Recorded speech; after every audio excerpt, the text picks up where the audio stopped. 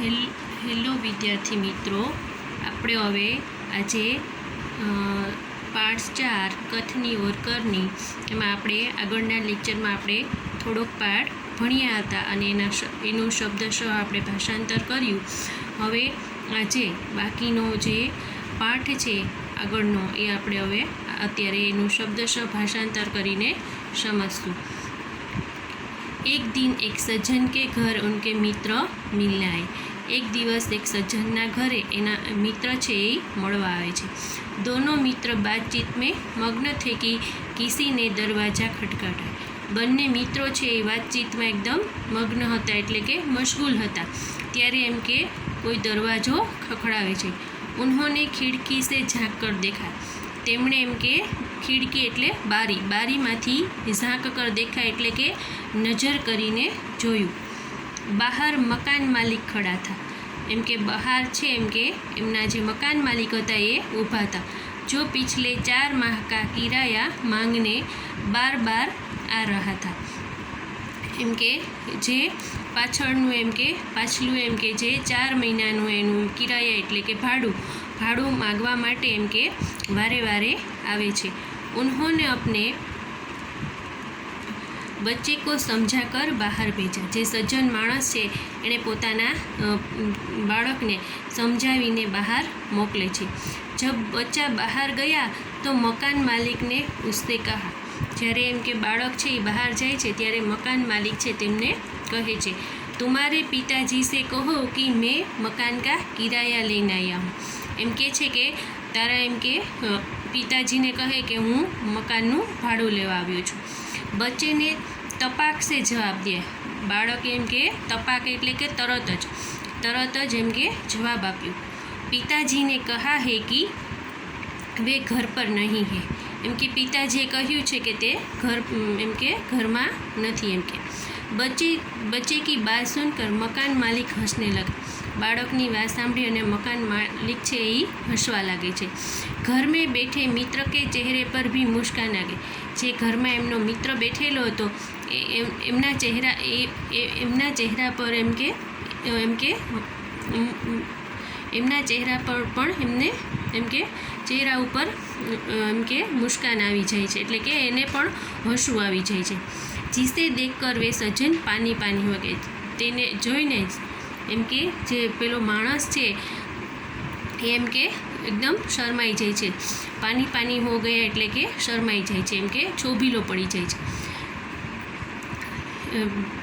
એના પછી છે कि एक सज्जन ने अपने पोते को यह सिखाया था कि हमें कभी किसी काम को गलत ढंग से नहीं करना चाहिए.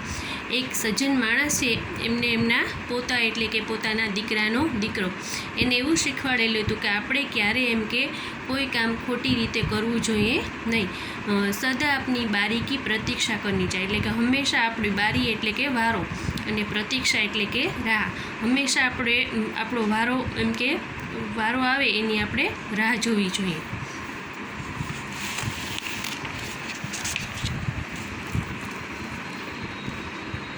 एक दिन की बात है, वे जल बिजली के बिल जमा कराने गए.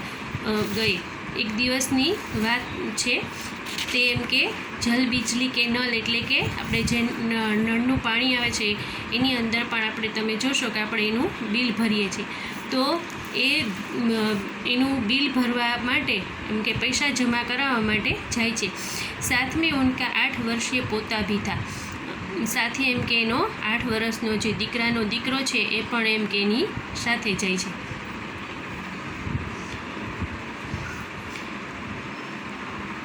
बिल जमा कराने वालों की लंबी कतार देखकर वे कोई उपाय सोचने लगे.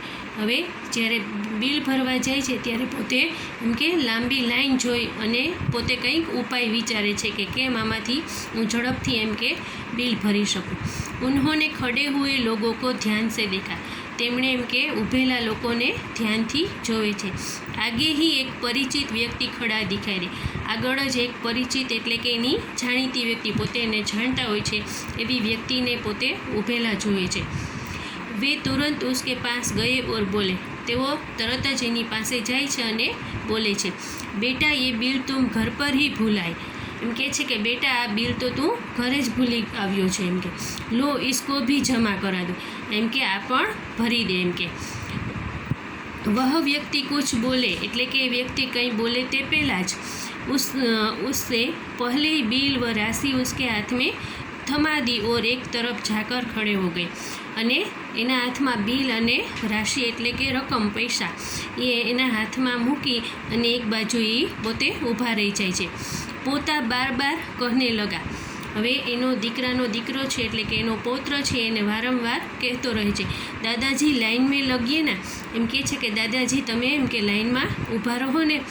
ઉસકી બાત સુનકર લોગ હસને લગે. તેની વાત સાંભળીને લોકો હસવા લાગ્યા. એટલે અહીંયા દાદા એના દીકરાને એવું શીખવાડે છે કે આપણે એમ કે ક્યારેય કોઈ કામ ખોટી રીતે કરવું ન જોઈએ, આપણો વારો આવે એની રાહ જોવી જોઈએ. અને અહીંયા પોતે જ એમ કે કહે છે કંઈક અને કરે છે કંઈક. એટલે અહીંયા એવા આપણને ઉદાહરણો આપેલા છે કે માણસ છે એના વર્તનમાં ખૂબ તફાવત જોવા મળે છે.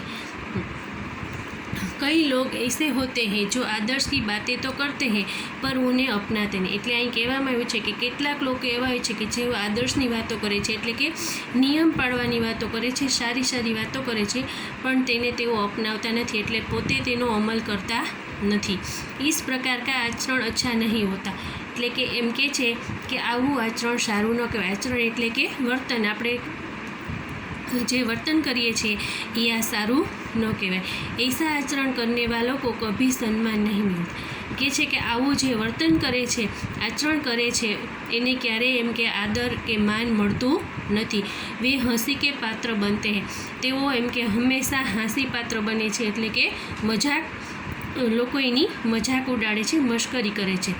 इसलिए हमें कथनी और करनी में सदैव समानता रखनी चाहिए. એટલે અહીં કહેવામાં આવ્યું છે કે એટલે એમ કે એટલા માટે આપણે આપણી જે કથની છે એટલે કે આપણે જે કહીએ છીએ અને કરણી એટલે જે કાર્ય કરીએ છીએ એમાં હંમેશા આપણે એકતા રાખવી જોઈએ, એમ કે સમાનતા રાખવી. જેવું બોલીએ એવું જ આપણે કાર્ય કરવું જોઈએ. બોલવામાં અને કરવામાં તફાવત, ભેદ, અંતર આપણે રાખવો જોઈએ નહીં.